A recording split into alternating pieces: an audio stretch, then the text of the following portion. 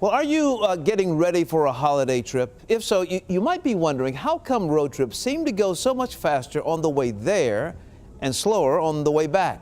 There are a lot of theories, but only one explanation, and David Schechter has it. Verify Fast Facts. How do you feel about road trips? I love them. I love road trips. This is Verify Road Trip. We just got a question from Jay, a Verify viewer, about road trips. My name is Shay Hoffman, and my question is, when you're on a road trip, why does it take longer to get there than it does to get home? I've totally felt that before, the feeling that it takes longer to get there than it does to come home. It's scientifically impossible though, right? Like you're going the same distance.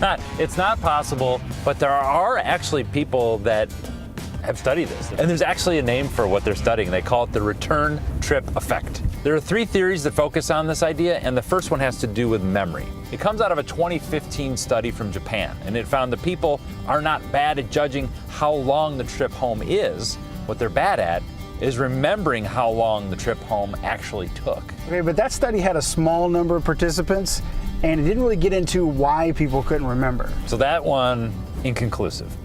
The more conclusive study came out of the Netherlands in 2011, and you can find it in the Psychonomic Bulletin and Review. Oh, I'm a subscriber. Yeah, I get 2 copies at home. So this study used a larger sample of people, and they look at 2 possibilities. The first is familiarity, and that means you've already driven the route one time, so it's more familiar to you. And things that are routine like this seem to fly by real fast.